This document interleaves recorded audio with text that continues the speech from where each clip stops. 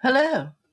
We're heading to Arapahoe County in Colorado for Colorado versus James Toliver Craig opening statements. Now, this trial, James Toliver Craig was accused of poisoning his wife, Angela. Now, most of this trial will not be broadcast, only to select media for opening statements, closing statements, and the verdict. We were able to get a feed, so we're going to share that with you. Well, they won't happen on the day of. This hearing, this trial date was actually from July 15th. With that, then, I will turn to the people and ask if you're prepared then to give your opening statement. We are, Your Honor. Mr. Brackley, typically I would give a 5 and a 2. Do you want something different? There's a big 5.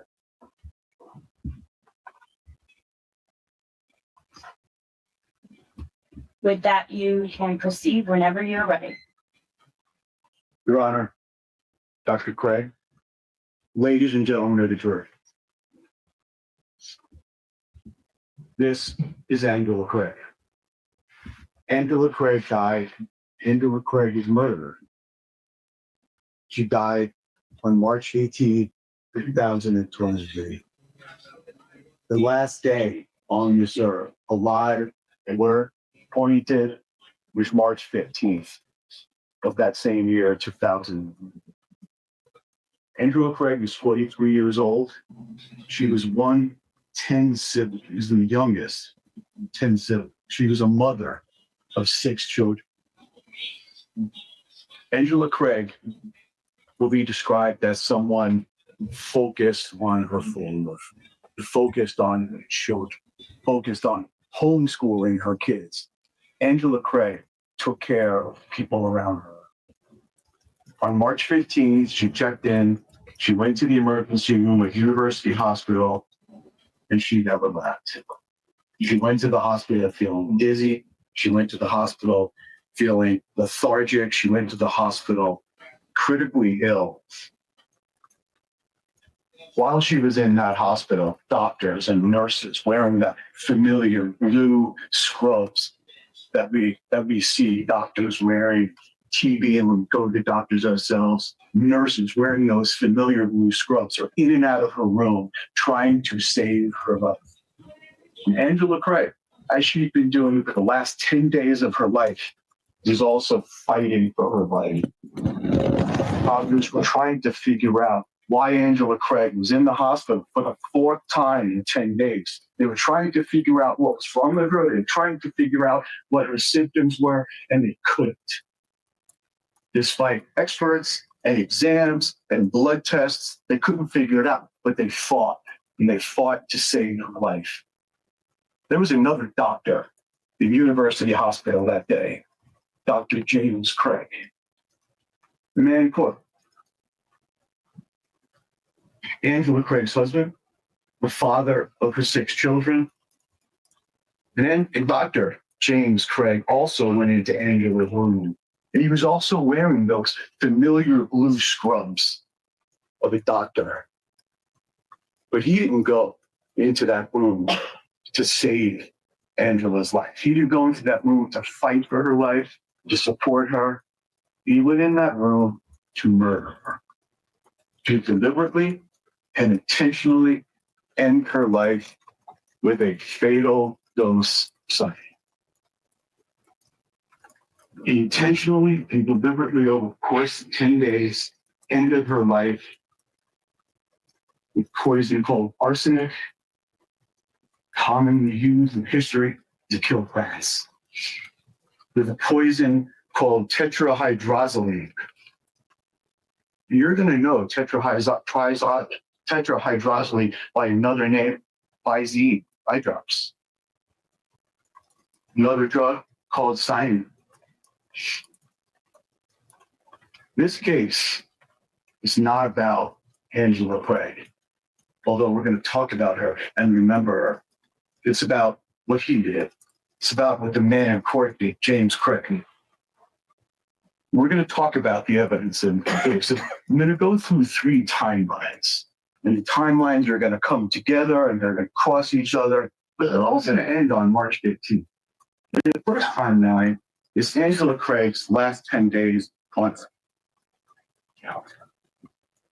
March 1st through 5th.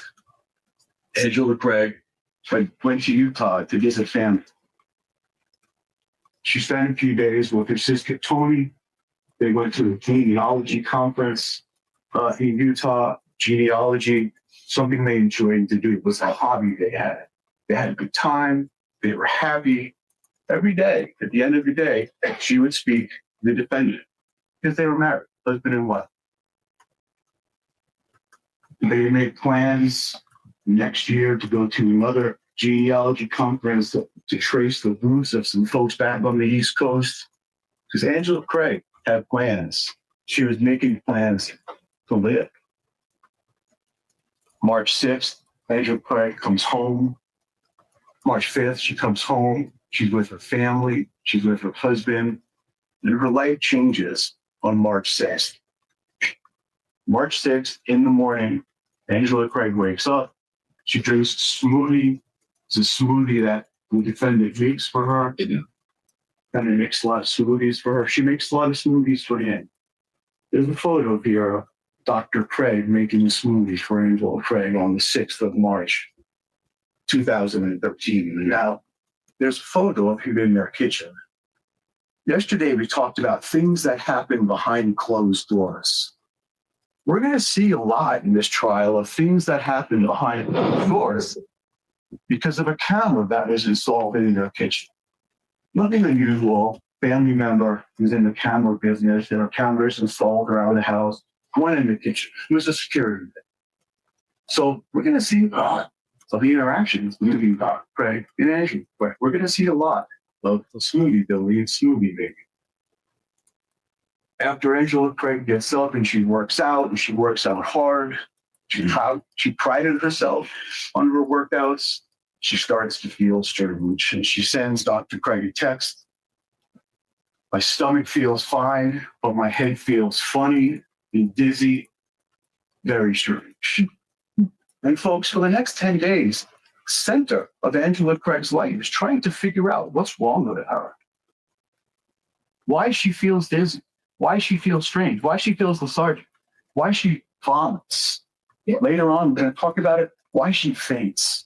Why her kids had to find her fainted. Why she had to crawl across the floor one morning. That morning, they go to Parker Adventist Hospital. They go to the emergency room. They meet Dr. Pico, emergency doctor. They figure out what's wrong with Angela Craig. They run the standard tests, CTs, MRIs, blood tests, and they just can't figure it out. And Dr. Pico, at the end of the consultation, sends Angela home and says, if it gets worse, come back. Angela Craig goes home on March 6th, and she immediately starts trying to figure out what's wrong with her. She searches the internet. She puts in her symptoms. She puts in things that she thinks could be wrong with her. We'll see some of them here. Now, folks, a lot of these timelines have a lot of dense information. You're going to want to read it. It's more to help me be efficient. It's more to help me get through this. You're going to see all of this in the trial. During deliberations, you're going to have all of it. But Angela Craig spends 3 days searching what's wrong with her. She spends 3 days texting her husband, what's wrong with her? Because she doesn't know. On the 7th of March, she goes back to an urgent care because she's not feeling well. She's feeling sick. She figures they couldn't figure it out, Parker. Let's try the urgent care. And they couldn't figure it out either. They send her home.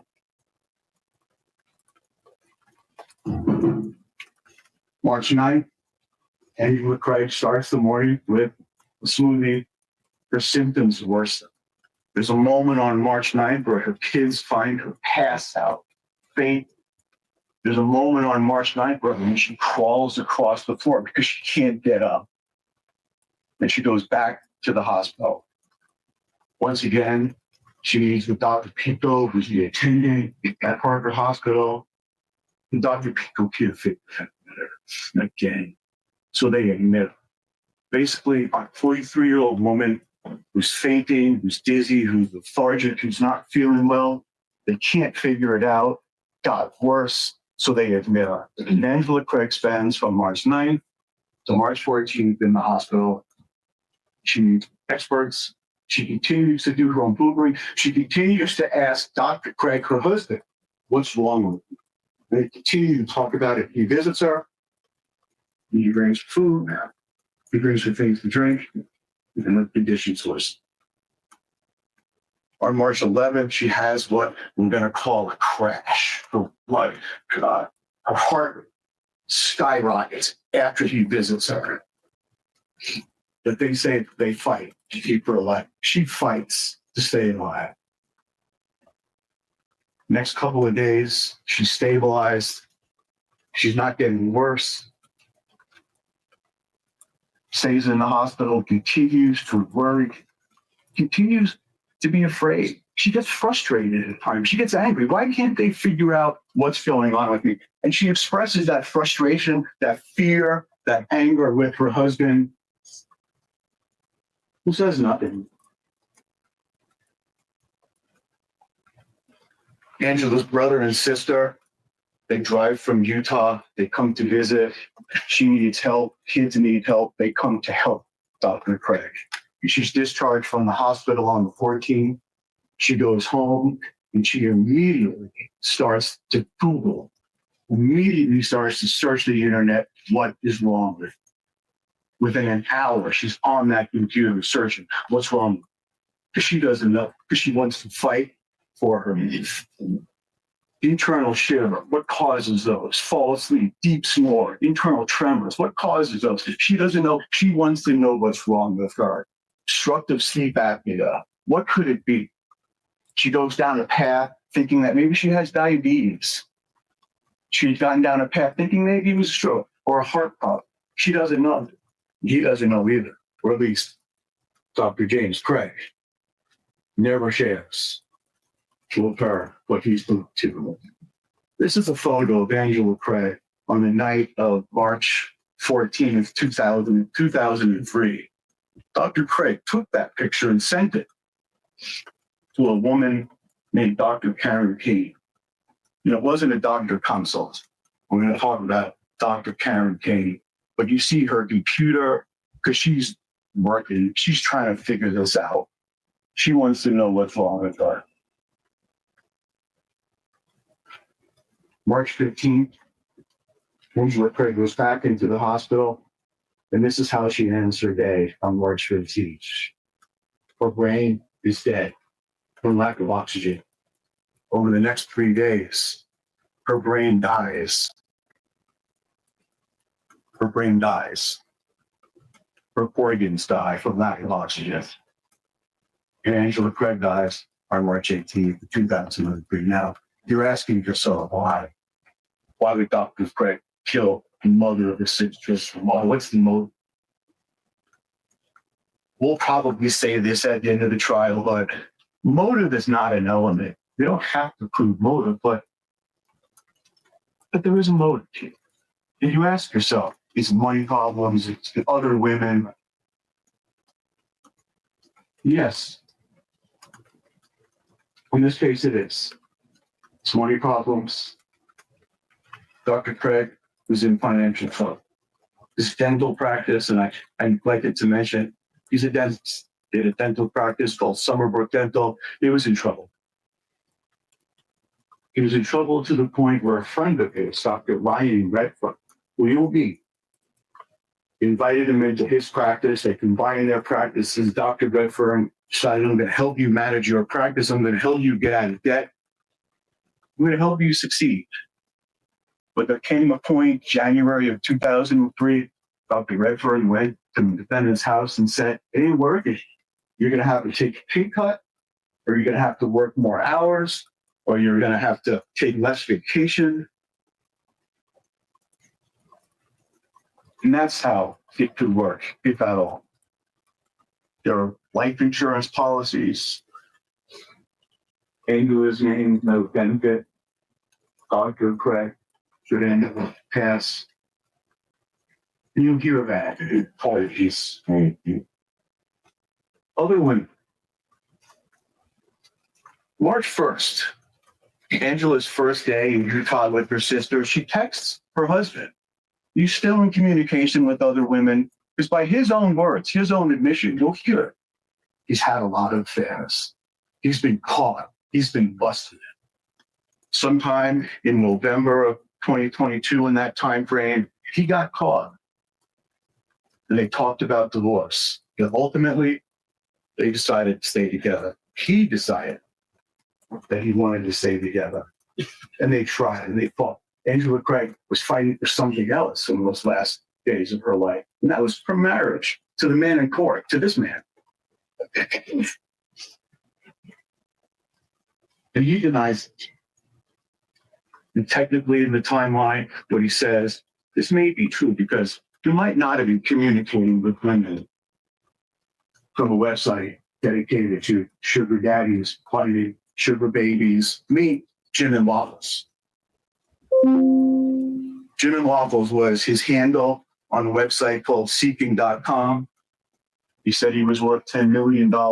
He's looking for a situation. He's not looking to change the situation, but he'd like to name points of them. He did that. He met women on this website. He met them, and there was an arrangement. All right, I think that's how these things work. Financial arrangement for companionship, arrangement for travel, arrangement to buy things for. These women who call themselves the sugar babies. Dr. Craig spent a lot of time with them, texting them. And sometimes he would be vulnerable. Sometimes as vulnerable as them. He would talk about his marriage. And he would say things about his marriage, called it a situation, a problem. He was frustrated. He was stuck, trapped, hopeless, and helpless. You're going to meet some of these women. Now, we talked about this yesterday. Just because there's going to be evidence that he had affairs, just because there's going to be evidence that she does not mean he's guilty of murder. But you can consider, for the limited purpose of motive, of why he would do this, for the limited purpose of intent, why he would do this, did he have the motive, the opportunity to murder his wife?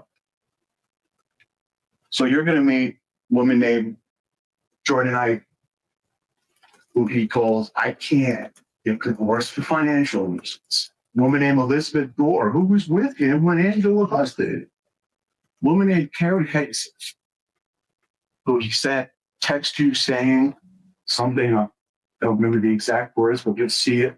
How do I solve this problem? She said, well, maybe you turn to a homeless person. He said, that might be the only solution. And there's an end there. You're going to meet a woman named Dr. Karen Craig, Dr. Karen King. And this is my second time. Again, we're going to go in and out of some timelines here. You're going to see some dense text here. You'll see them all.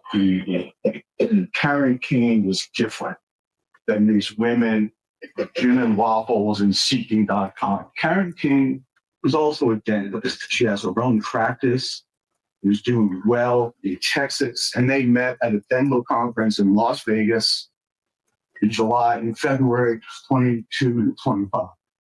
In a lot of ways, just like Angela's life was about to change because of what she was about to start doing to her. His life changed also. Dr. Karen King was going through a divorce. She had been separated from her husband for about a year. She hadn't been in for many years. She felt vulnerable and awkward being at this conference by herself. They're in dates. She's on the line to go to Cirque du Soleil or dinner or some event from the conference. And she's wondering whether she should go. She didn't want to go alone. And she meets him, the man in court, Dr. James Craig. And they start talking. They go in together. They agree to go to other functions together. And they start a very emotionally involved relationship. At the end of the conference, on the 25th of February, they went to the airport together. They had a meal at the airport, and they talked about seeing each other again. They talked about a relationship. They talked about wanting to be with each other again. Before he gets home, He sends her a text. It seems to me that what you need is to emotionally connect, to be vulnerable, and to be loved where you are. If that's what you need, I will try to be the man for you. He tells her that this is not something I've ever done. So Dr. Craig, the man in court, who's got about, he doesn't have much time to be the man that Karen Kane needs for you. He starts talking about his relationship with Angela, how he's not satisfied, how he's not getting from it what he needs to get from it. And he leads Karen Kane to believe, whether he believes it or not, not really know, that he can get it from her, that she's the woman, that he can spend the rest of his life, that she's the woman that he could be happy with, that she's the woman to make him the man he wants to be. After 3 days, he sends her a text saying that he might be completely in love, and the relationship takes off. When you talk about behind closed doors, we're going to see behind the closed doors when we read these texts between these two. The relationship deepens.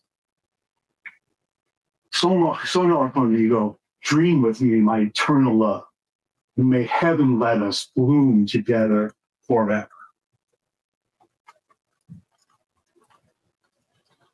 They make arrangements for Karen Kane to come to Denver, to come to Aurora, where he lives with his family, with his wife, for her to visit him. Because as far as Karen Kane knows, he's also going through a divorce, and he's got his own apartment. He lives in his own apartment, and he's no longer living in Denver. This first trip planned was for the 9th of March. It's about 9 days away. He's got 9 days to solve this problem. He's got 9 days to be the man that Karen King, as he promised him he would be. He starts searching on the internet for poisons.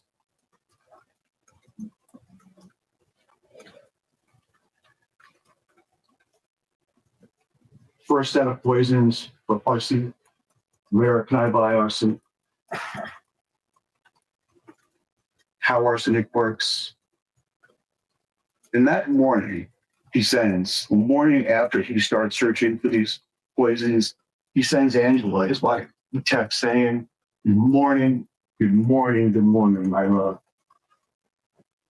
Because that's still where he is with her.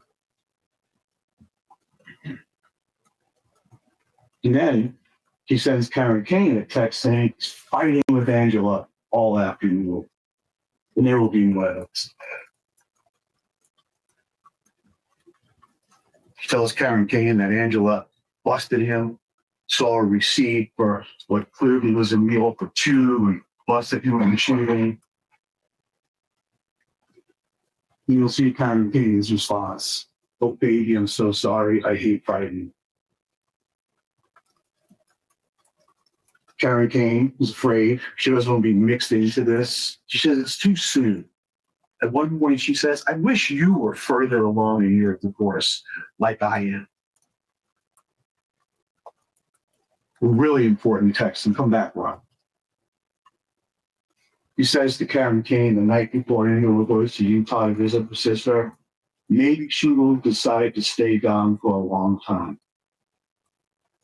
It would be hard for me to figure out how to manage with kids, but it would definitely make my life easier. I'm going to put this money into another time to choose. It continues.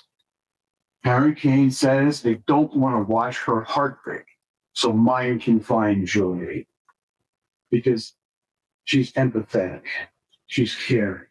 She doesn't know what his situation is because he's not being truthful.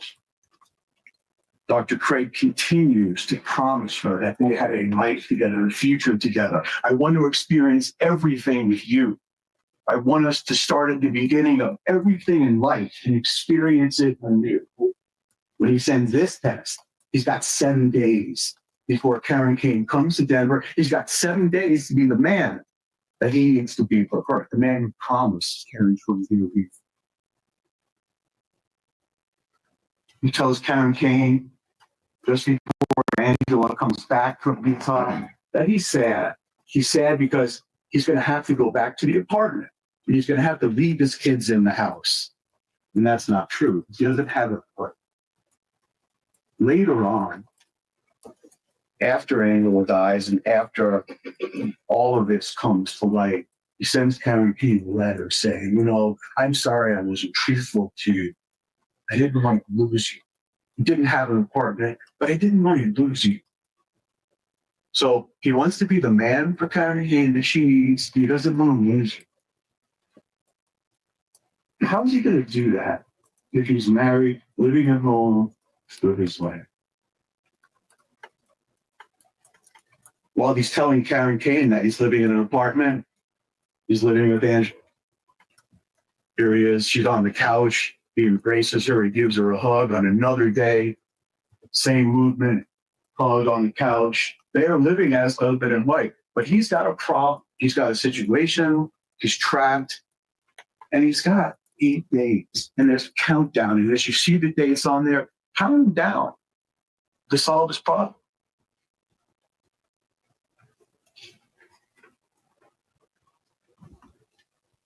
The morning of the 6th,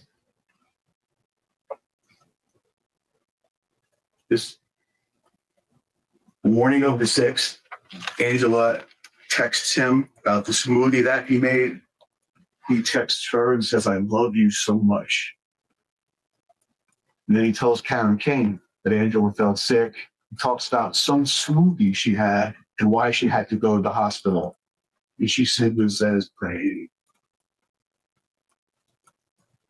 And then he sends a very curious text to Karen Kane. Just for the record, I will never drug you. Now, you'll hear from Karen Kane, and she's going to talk a lot about red flags as she is.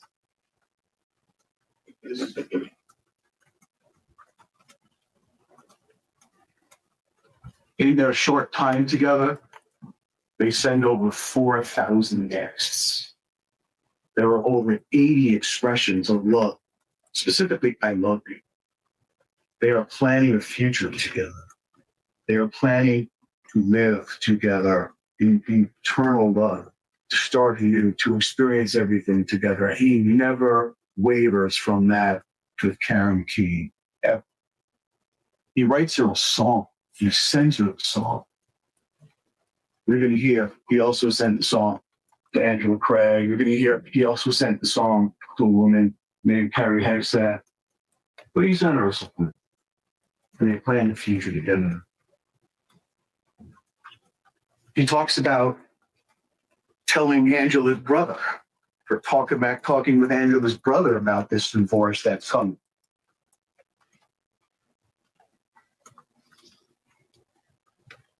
And he said they talked about it, and his brother said, her brother said, I know you tried really hard to make it work with my sister for lots of years now. But that never happened. That conversation is keeping Karen King on the run. This is March 13th, 2003, 2 days before Angela's final hospitalization.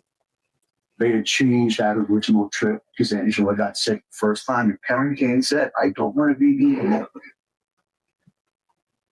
March 13th, 2 days away from coming on the new dates of March 13th, 2003.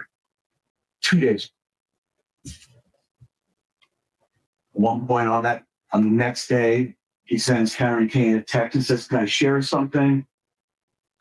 She accused me of the reason she's sick.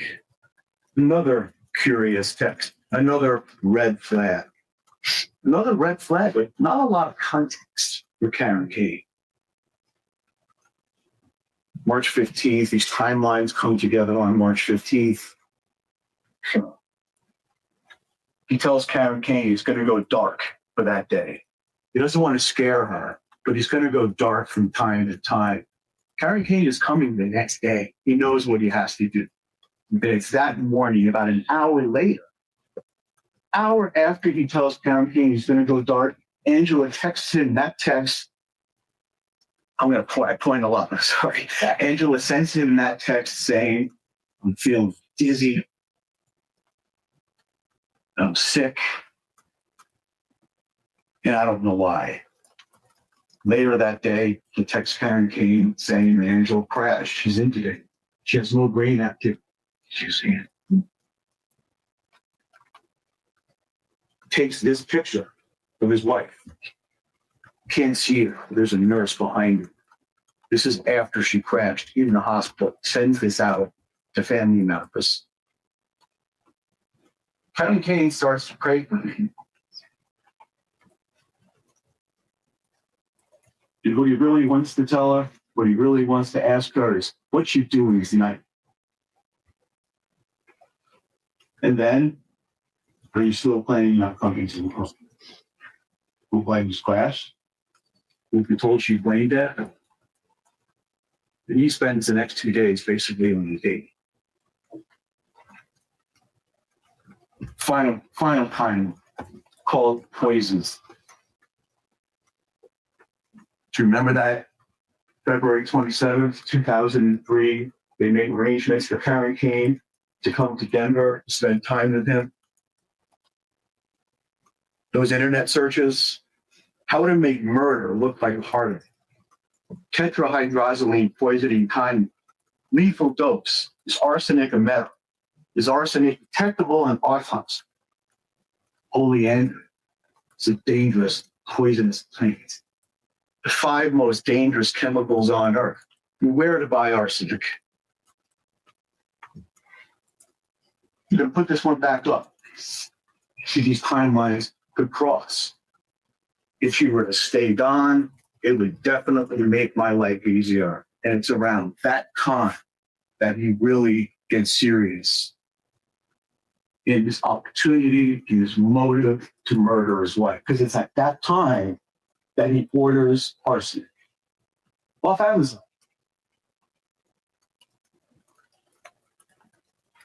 He continues searching for poisons, this time barium carbonate, and she never orders. On March 4th, arsenic arrives. Remember that timeline? Angela is still in Utah and doesn't have access to her. She's not drinking the smoothies. She comes home on the 5th, and she's in the hospital, feeling dizzy, sick, lethargic, heavy on March 6th. They changed the ticket around that time. I got the date wrong on that. But they changed the ticket for Karen King to come and extend it out to the 16th of March. It gives him more time to be the man that she needs. It gives him more time to solve his problem. He starts researching tetrahydrozoline, Visvisine.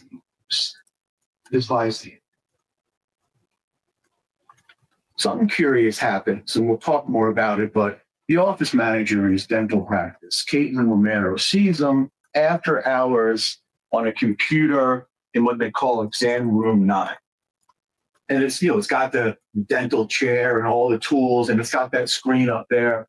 He's got his own office down the hall. He shares with another dentist. He's got a laptop on his desk. He's got a desktop on his desk. No one was in the office. The other dentist wasn't in the office. But for some reason, he's down the hall in exam room 9 using that computer. Caitlin Romero thinks it's odd. She says goodnight. You're going to lock up. He agrees to lock up.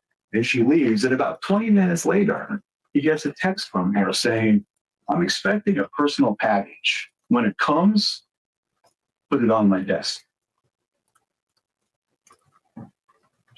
He goes to work purchasing oleander. Oleander is a deadly plant. Came up on one of his lists of world's deadliest plants. And he orders it online. He orders it from the Jim and Waffles email list.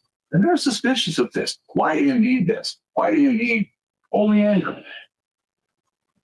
And his response is, so I'm guessing it hasn't shipped yet. He really needs, there's some emails back and forth where he's desperate to get this oleander.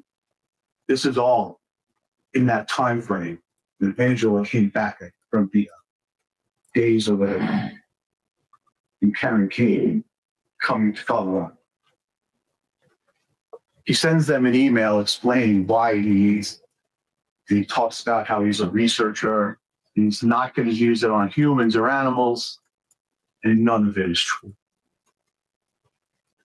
And then he goes to King Soopers and he buys a lot of Visine, which we know to be tetrahydrozoline, which we know that he knows the timeline and how much to use to kill someone because he's been researching and reading now. He orders cyanide on March 8th, 2023. My math isn't great. He's got about 8 days before Karen Kane comes in Denver. And there's a whole bunch of emails back and forth between Midland Scientific or Important Cyanide, or saying, when is it coming? Can you do it overnight? And they also want to know why he needs it. So he sends them this explanation of why he needs it. But this time he says he needs it for surgery as a dentist. And that's not true. It wasn't true. There will be evidence that he even went to Midland Scientific's warehouse, hoping to find a way to buy it over there. But the cyanide eventually comes to the office on March 13th. And Caitlin Romero sees it at the front desk and already been opened. And she's like, oh my, they shouldn't have opened it. He said not to open it. But she looks at it and it's not. He goes back and buys more Visine. This is the day that Angela Craig goes into Harvard Hospital and she saves October 14th. I'll take this picture of Angela Craig, one of her youngest daughters, in the hospital that night and sends it to Dr. Karen Kane. One of the last days of my fighting. Cyanide comes on March 13th, 2023. Angela Craig is still in the hospital, but he's got what he needs. And Karen Kane is coming in 3 days. Sends this picture. Let's get that out. He sends that picture to Karen Kane that night. And the next day, this picture to Karen Kane. Angela still searching for this, still frustrated, still scared, still wondering what happened to her and why she feels sick. She's looking for answers. The evening of March 14th, Fender makes his wife a smoothie and can't really see it. He'll be able to see it. He'll have all his evidence to pick up and shake and look at. But he's got a pink top smoothie shaker in his hand. Remember that. And he gives her a smoothie that night before she goes to sleep. Timelines come together on March 15th. Early that morning, Angela still searching the internet, still trying to figure out what's wrong with her. This is her search. She's looking for emergency room. She's looking for that emergency room over on Colfax University Hospital. 9:35, the defendant texts his sister-in-law, because remember, her brother and sister-in-law are there taking care of her. And he wants to make sure that he gave her this medicine called clindamycin. Now, you'll see some text between the defendant, Dr. Craig, and his wife. Put that back. About clindamycin. He told that the ER docs at Parker Hospital drive his Canadian. It's an antibacterial, anti-infection medicine. She was on one when she went to the hospital. Z-Packs, before we take them in, what's wrong with us? He was taking Z-Pack. It's a pill, it's not a capsule. But he wanted to make sure Angela's sister-in-law gave her this in the morning of March 14th. Capsule. You'll hear his own words how you could empty out a capsule and put something else in it. And that's what we did. The evidence that's believable, the evidence that's reasonable, the evidence that's credible, the inferences, which make sense, is that he put the cyanide in capsule. Because almost immediately after she took it, almost immediately after his sister-in-law texted him and said, I gave her the clindamycin, or I gave her the meds, she gets really sick. And they rush her to the hospital. They text her at about, they text him at about 10:25, taking her to the hospital. She's not well. His next text is Karen Kane about of something she said to him is so hot. How she must be breathing so heavy because it's so hot. When she gets to the hospital, they do a blood draw. They take her blood, as they did when she left Parker Hospital on March 14th, as they did when she got to Parker Hospital on March 9th. But they're not looking for cyanide or arsenic or tetrahydrozoline. These are standard blood draws that they do in the hospital. Any doctor would know they're not going to find that stuff in these standard draws in the hospital. But fortunately, they saved all of that blood. They saved vials of that blood. Then he gets to the hospital. He leaves at one point. He says he's going to the office because he has work to do. But he doesn't go to the office. He goes home. Comes back to the hospital. He comes back to the hospital. He goes into the room. Angela's brother is in there. He sends her brother. Suggests that maybe he needs to work. Maybe he should take a break. Maybe he should go back to the house. And he does. And shortly after that Angela Craig crashes. I'm going to power through this. Angela Craig crashes. There he is in his blue scrubs. March 15th, she crashes. And that night, Tatum Romero calls Dr. Redfern, his partner, and says, you know what? Something weird happened. Something weird is going on. Remember tells him about March 6th, tells him how he's back in that room using the computer. Tells him about the cyanide. Dr. Redfern, Ryan Redfern, tells the hospital staff, and suddenly it's all pretty clear. It's all clear because all the doctors meet.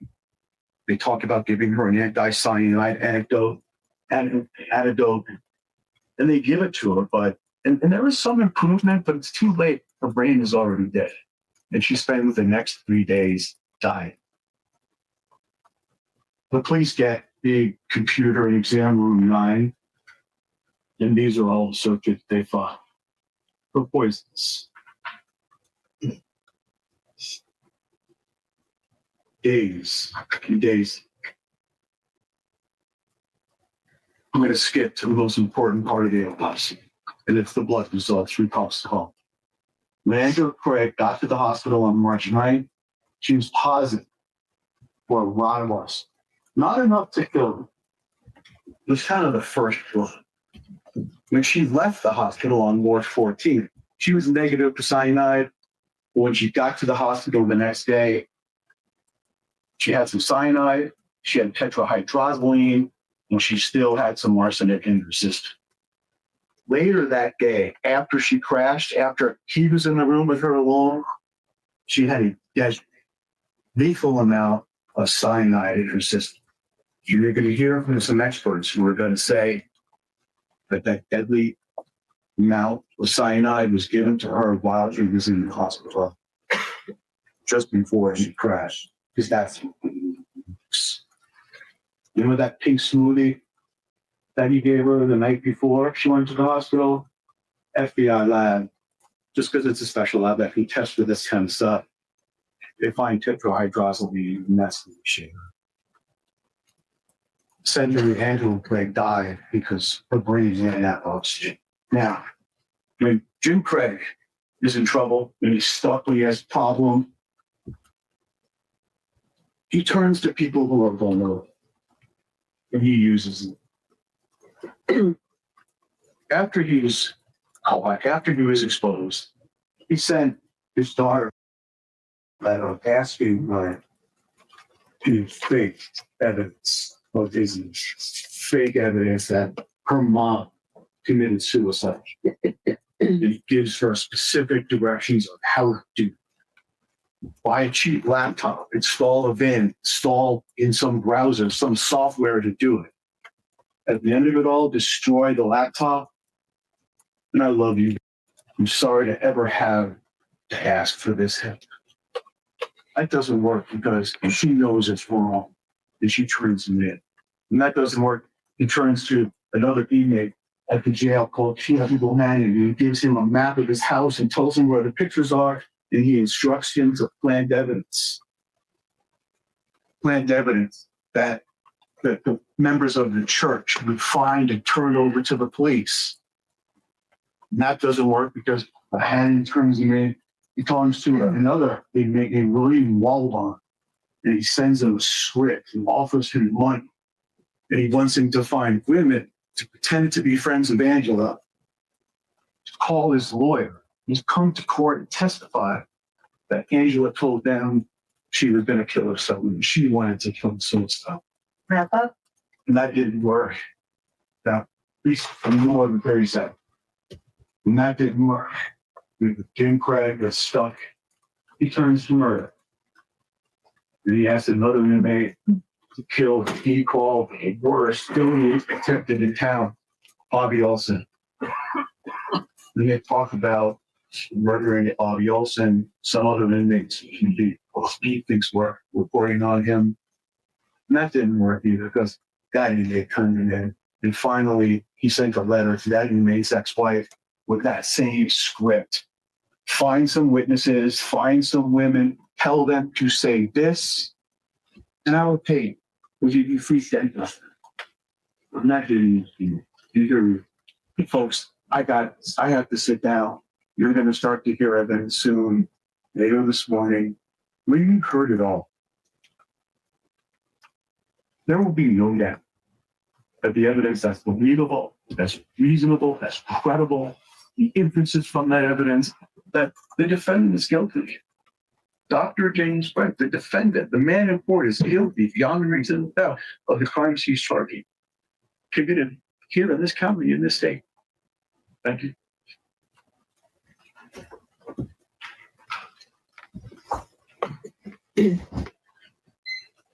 Both witnesses. Yeah, I got you. She needed minutes to settle you up. Just 1 second.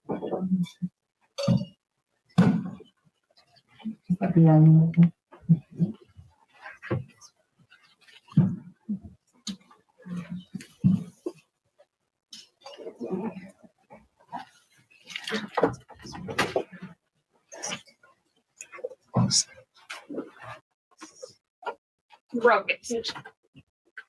This case is about a lot of things that are broken.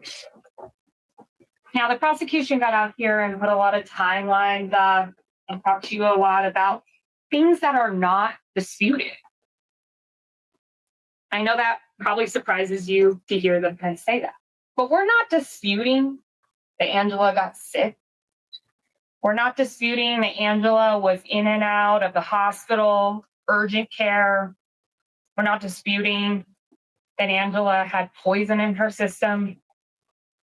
And we're not disputing that she died. Really, the crux of this case is how. Right? Now, I would submit to you that over the next couple of weeks, you're going to hear a lot of evidence. Okay? And the how is going to be based on speculation and assumptions, which we're going to go over the definition of reasonable doubt here in a little bit. That's exactly what you can't consider.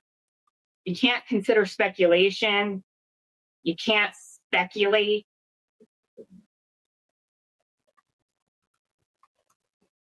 This case from the very beginning started with blinders. Okay, so as a defense, we're going to ask you to remove the blinders from this case and to look at everything. When you look at this case, it's actually pretty complicated. It's not this cut and dry timeline like the prosecution just got up and told you It's complicated. It's like a mosaic, right? When, I don't know if you guys have ever seen like where you break a picture or a photo and then you're taking those little tiny pieces and you're putting them back together. When you drop that photo and you break it on the ground, it's hard to tell what that actually is a photo of, right? But as you start picking up those broken pieces and you start placing them together, you start to actually see the photo or the image, right? This case is about a lot of broken things that you're going to have to piece together. Let's talk about the Craigs. They were married for 23 years. You're going to hear that they met, they were married pretty quickly. But like all marriages, there were problems. Okay? But this was very much a caring relationship.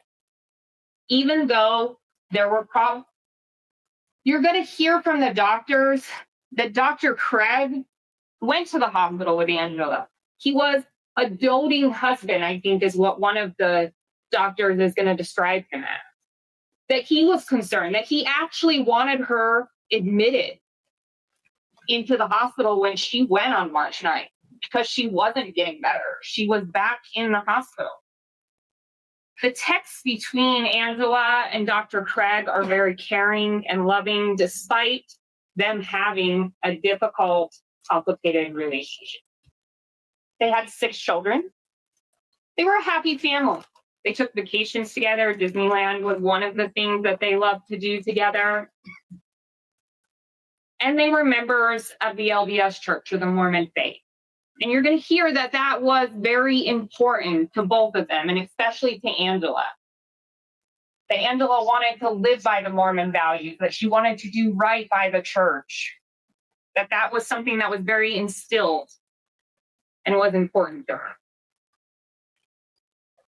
Now, you've heard about the surveillance video that was in the home. There were surveillance videos throughout the home, not just in the kitchen, but cameras elsewhere. The thing that's specific about the kitchen is this is the only videos that had audio. So in other areas of the home, you couldn't hear what was being said. There were also other areas of the home, like the bedroom, where there were. But you will see throughout the relationship that they're very loving. These are still shots from that surveillance video footage in the kitchen during this time frame that the prosecution is alleging Dr. Craig is poisoning Angela. Loving, caring, affectionate. Sometimes he's initiating it. Other times Angela's initiating it. Again, despite them having a complicated relationship, a difficult relationship, it's caring. There was loving there. The love wasn't lost.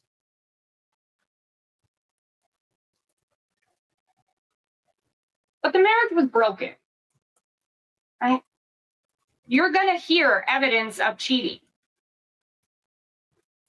Well, what's interesting and what the prosecution doesn't tell you is this cheating had happened for 23 years. There were lots of women. This wasn't just about 3 women or 4 women. This was something that had been going on throughout the whole entire relationship. And there's nothing new about Miss Kane. I know the prosecution is going to argue that and tell you that she's some sort of motive. She's just like all the rest of the women that Dr. Craig was having affairs with. There were lots of texts with other women. Essentially, Dr. Craig, and you will see and you will hear this throughout testimony, is he was saying to women what he wanted to be able to get certain responses back from them, to feed his desire to get attention and to be wanted. Karen Kane was no different. This was nothing new. You are going to hear about money issues. but they're not to the extent that the prosecution wants you to believe. They want you to believe that Dr. Craig was in such dire strait money issues that that was somehow a motive to murder his wife. That's simply not the case. What you're going to hear is that in 2021, Dr. Craig and Angela filed for bankruptcy. You're going to hear that his dental practice did have financial issues, and so he brought in a partner, Ryan Whitaker. But you're not going to hear that there were dire straits. The mortgage was always paid. They had cars. Their children were well taken care of. They were going on vacations. And the most important thing is Angela knew of the financial circumstances. It wasn't like Dr. Craig got them in such a bad financial situation that he couldn't tell his wife and so he had to kill her. Angela knew of the financial situation. And in fact, she contributed to that financial situation. She liked to spend. She had her own cards.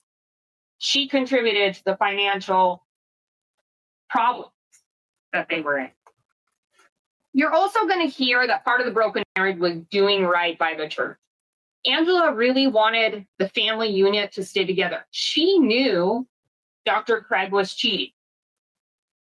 And I know the prosecution got up and said he was caught. I would disagree with that. He is candid with Angela that he had been cheating. It was something that he was working through. It was something that they often discussed behind closed doors. But you will hear that Angela really wanted the family unit to stay together. That was important to her, that Mormon faith about forgiving, moving past, keeping the families together. And quite frankly, that cheating, that wanting her husband to be better, it broke her. Let's talk about Dr. Craig. He was a broken person. Again, he wanted to be better. He had conversations with Angela several times about his cheating, talked to the bishop of the church, was trying to better himself and stop cheating. He had anxiety. You're going to hear his own daughter talk about how he had anxiety. Addiction. He suffered from addiction, a broken person. And he was broken when he was arrested and sitting in jail. He just lost his wife. Because law enforcement looks at this case with blinders, he's been arrested, which means he's also lost his children. His children are now on the outside without a mother, now without a father. He's anxious. And yeah, he does some not great things in jail. And one of those is the letter that he sends to his daughter.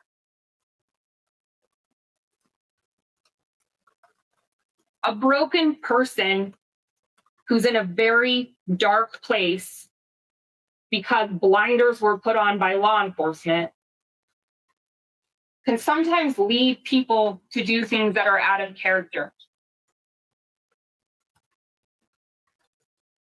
Let's talk about Angela. She was also a very broken person. She was a mom. She was a mom of 6. Being a mom is maybe the toughest job out there. Being a mom of 6, very difficult, ranging from toddlers to teenager at the time. She was a stay-at-home mom. She was providing the care for these children while Dr. Craig was at home. She had a lot on her plate just being a mom. On top of that, she was feeling very isolated. You will hear that she did work for a period of time, but for the bulk of time leading up to March 15th, she had been a stay-at-home mom, and really that's all she did. She worked out at home, and she took care of the kids. She was isolated in that home. You will hear witnesses describe her as extremely private. She was not somebody who was going to tell her internal struggles, her marital struggles, what was happening to others. Saving face, right? She's a Mormon. That family unit is very important to her. Her being a mom and a stable mom for her kids is also very important to her. She wasn't about to tell people about her internal struggles. She wasn't about to tell people about her marital struggles. She was saving face. She wanted attention. You're going to hear her own daughter describe her that way. She was also manipulative. Words from her daughter again. That if she wanted to try to get something, she would be manipulative. Angela was a very broken person. By her own words. I'm going to show you a clip that was taken from the surveillance video after her first hospital visit at first. Nobody in their right mind would ever think I would kill myself before I killed you. Nobody. Name one person.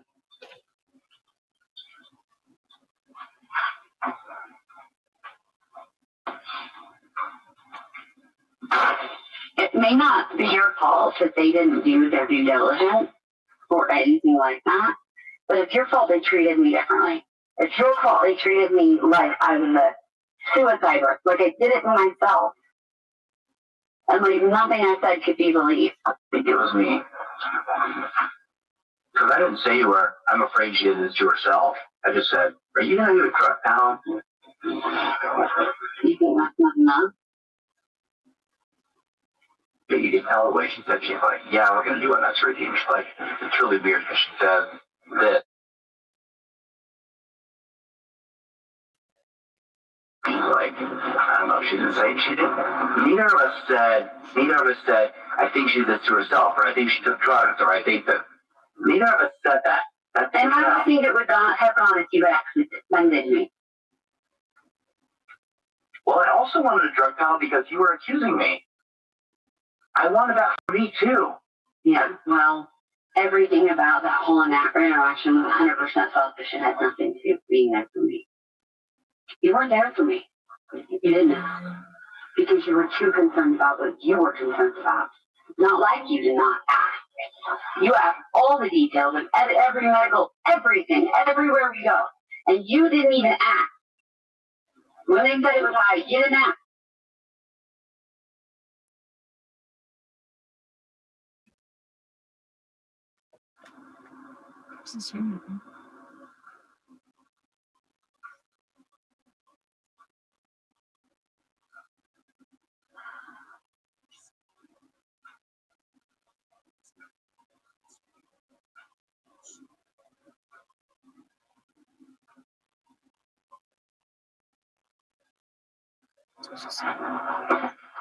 Crazy, it's a miracle. But I need love. The only thing that saved my life last night was God. My dad. Because nobody else did anything for me. Last night?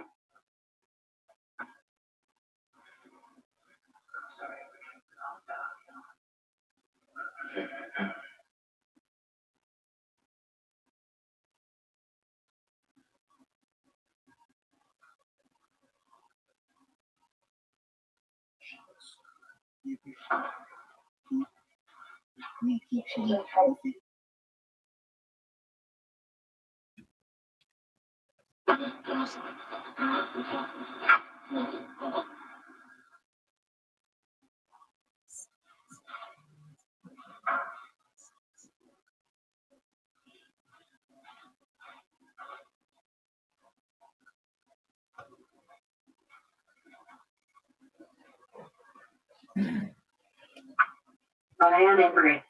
I'm angry at you and I'm angry at them and I'm absolutely filing a complaint about it. They didn't do anything. Except send me home and recommend that I see my DCP. And you didn't do anything. You just brought me home. You didn't even try to call my PCP or try to call anybody or try to do anything. You just brought me home. I figured for a few years or whatever. Seems like it's insane. Some things are a natural part of human existence because we're curious creatures. The other is thinking about killing yourself. It's not normal. And everybody doesn't think that maybe something about having that Toliver the way I had him broke something. And this is just me getting old.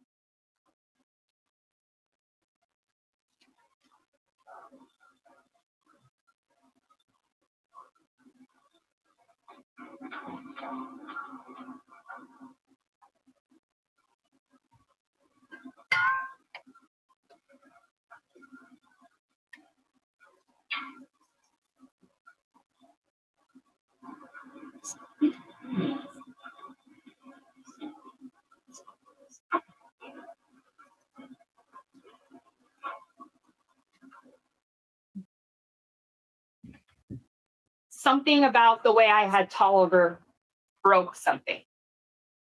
And this is just me getting old. That's what she says at the end of that when she is talking about taking substances. And there's a couple of interesting things in this video. One is that you hear Dr. Craig talking about how he was asking for a toxicology screen the very first time she went to the hospital. Why would you do that if you were poisoning your wife? He also said right before Angela states something about the way I had Toliver, who is their oldest child, broke me. You can hear Dr. Craig saying when she's saying you didn't do anything and you just brought me home, he says it's because of what you took. And she was broken. And in fact, by her own word, she was broken. She was struggling. This is a broken perception, right? We talked a little bit in jury selection about not everything is the way that it looks when you look at it, right? Like you've probably heard the expression, don't judge a book by its cover because you might think the story's about something and then you dive in and it's actually not about that or there's a lot more detail. That's what this case is about. Right? This was about a family who looking in, Angela and Dr. Craig looked happily married. There were no problems. Angela's mental health seemed fine. Dr. Craig's mental health seemed fine. Everything seemed fine because Angela and Dr. Craig kept things within their four walls. And not just within the four walls of their house, in the four walls of their bedroom. Their kids didn't know what was going on, right? They were talking about the mental health struggle. They were talking about the cheating. Those were things that their kids didn't know about. From the outside looking in, again, it seems cut and dry, but it just wasn't. There was a broken perception.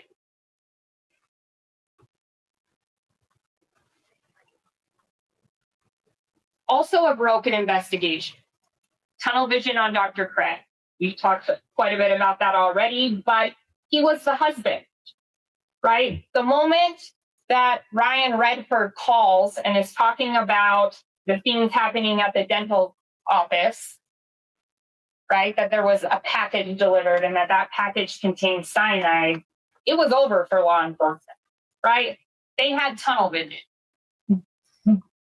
It was all about the husband, Dr. Craig, who works at this dentist office where cyanide was delivered.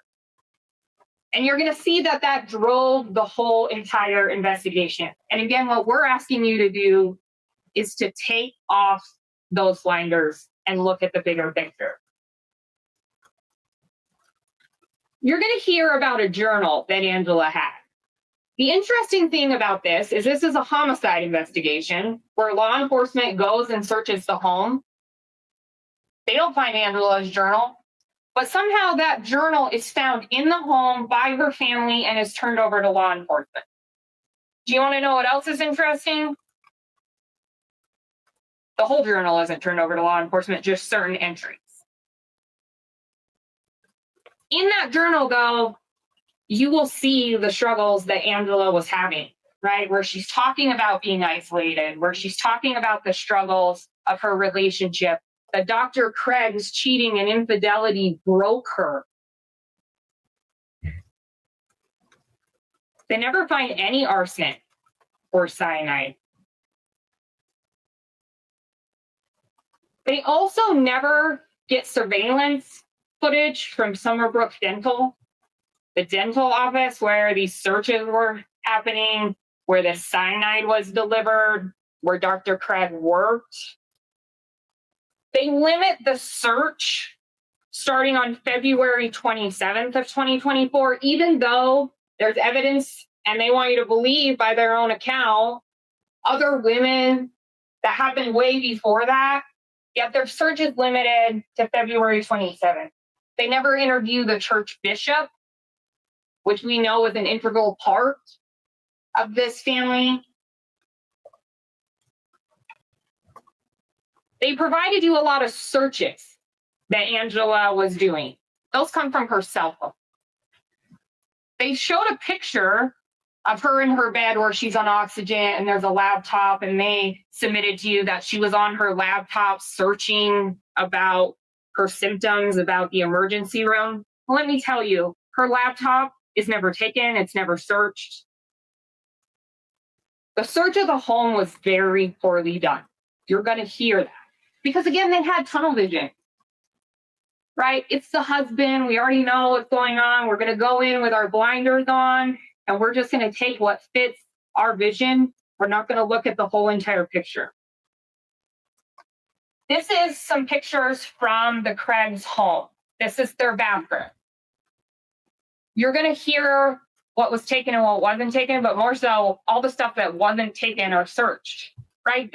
There's a lot of drawers. I mean, you look at this picture, there's several drawers on the left-hand side, cabinets on the right-hand side. These drawers contained all sorts of pill bottles, syringes. They were Mormons. They had food storage, which is common in the Mormon religion. You will see in this picture that there are multiple things of food. I point that out because they're making a big deal that there's receipts for multiple purchases of Visine. It was standard, and you will see in other pictures that deodorant, for example, or toothpaste, they bought in bulk. They stored in bulk. There was 8 of them in a household. This is a desk area in the home of the Craigs where there is Angela's laptop. Never taken, never searched. Would have been nice to know what she was searching, right? They have her cell phone, but they don't recover the electronics of hers in the home. There's evidence everywhere. More computers, not taken or searched in the family home. This is the garage of the family home, and this is important because Angela was into woodworking. This is where she spent a lot of time. There are totes, there are drawers. None of those are searched. Talk about what this case is not about. First of all, it's not about what the prosecution says. Okay, it's not about what I say. It's not about what Ms. Moses says. Remember, it's about the evidence, right? What comes from the witness stand, what comes in the form of exhibits. That's what this case is going to be about for you to decide. It's also not about what you heard or what you may hear in the media or anybody else. It's not about whether Dr. Craig was a good husband, right? The prosecution is going to try to say that he was such a bad person, he was a cheater, this gave him the motive to kill. That just does not make sense. This was nothing new. Over 23 years, nothing new. You may not like him, you may not think he's a good husband, but that's not what you're here to decide. You're here to decide whether or not the prosecution has proven the elements of what they've charged Dr. Craig with beyond a reasonable doubt. And in fact, I'll submit, you probably won't like what he was doing. You probably won't like some of the things he was doing. Not what's at issue in this case. And it's certainly not about speculations and assumptions, which is what the prosecution is going to be asking you to do. And it's not about sympathy. This is tragic. You have 6 kids who lost their mom. You have Dr. Craig, who lost his wife of 23 years. This is tragic. But you can't allow sympathy to play a role in your verdict. I want to talk a little bit about the presumption of innocence. Dr. Craig is innocent now. You know, we've been talking, and you filled out a jury questionnaire with a little synopsis of this case at the top. We talked a lot about in jury selection, about, you know, close things that you guys haven't heard anything about. You heard the prosecution get up and give their opening statement. But he's innocent now. You have to presume him innocent now. That innocence remains throughout the whole entire trial. So as you sit here over the next couple of weeks, Dr. Craig is innocent. That only gets lost if, when you go back to deliberate when this trial is over, if you believe that the prosecution has proven the elements of a crime beyond a reasonable doubt. And I think that's important, right? Because you got up here and you heard the prosecution lay out what sounded horrific in an open closed case. It's not. He is innocent. And you have to maintain that presumption of innocence throughout the trial. Burden is on the people, right? It's on this table. Even though the prosecution may get up and start asking questions, we don't have to prove anything. We don't have to prove Angela was broken. We don't have to prove that Angela was struggling. It's not our burden. The burden comes from this table to prove what they charged Dr. Craig with. So let's talk about what that burden is, beyond a reasonable doubt. You're going to get this jury instruction, but this is what you will be instructed by the judge. It's a doubt based upon reason and common sense, which arises from a fair and rational consideration of all the evidence or lack of evidence in the case. It is a doubt which is not vague, speculative, or imaginary doubt, but such a doubt as that would cause a reasonable person to hesitate to act in matters of importance to them. Right? This is the highest burden we have. Because when somebody's life and liberty is on the line, that's why our justice system is the best. Because we hold this table to this burden, which is beyond a reasonable doubt. It is not vague. It is not speculative. It is something that causes you to make sure, right? If you're hesitating in a matter of importance, that's a not guilty. Again, it never shifts to the defense. Now, part of the charges are these solicitation charges that the prosecution was talking about, these people from jail and things that were being sent by Dr. Craig. I want to point that out because another big role that you guys have is determining credibility. And you guys are the sole judges of credibility. In fact, you're going to get a jury instruction that says you can believe all, none, or some of what a witness says. And it's up to you to determine who's credible and what's credible in this case.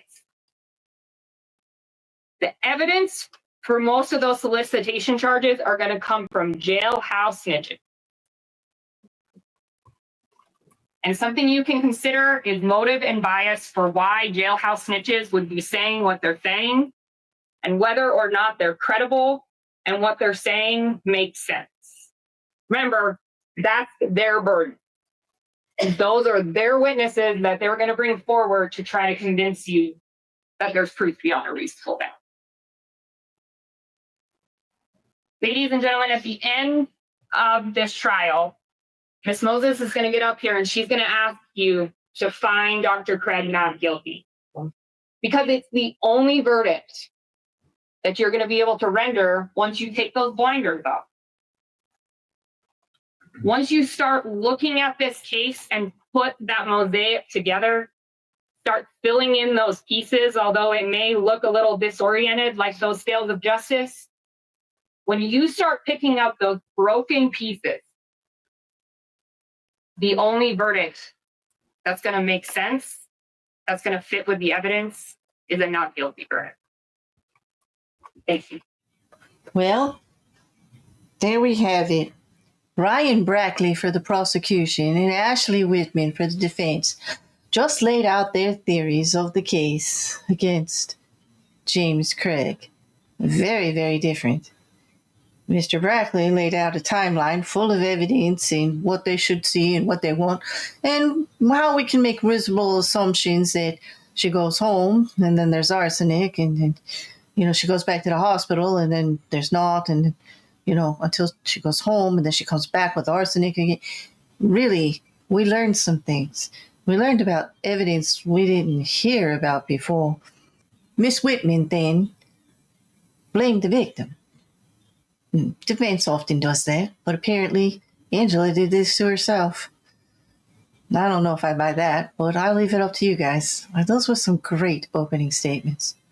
Also, the defense brought up credibility of the witness jailhouse stitches. Well, with that credibility issue also comes the fact that, those jailhouse snitches, there was correspondence. And what about the letter to the daughter? Yes, I don't think the daughter's credibility is at stake here, is it? Anyway, defense doing a good job of trying to balance out the other side. Because, although we see the smoothie and we see him admitting he makes her smoothies every day, we don't have a smoothie with the drug in it, and we don't have video of him giving it to her. However, I do think they did a pretty good job drawing the line on how this happened. Well, we'll see. It's going to be an interesting case. Based on these opening statements, we can see that this is indeed going to be quite the trial. So I'll be doing an update on Monday of the full week of testimony. And I hope that you'll be joining me for this one, because it does look like there's a lot of interesting legal precedent and legal twists here. Some of the basic stuff, yes, but some of the other stuff. And again, with that pushing on reasonable doubt and whether or not the jury actually takes the evidence as is presented. Anyway, have a good night. Thank you for joining me, and we'll see you again soon.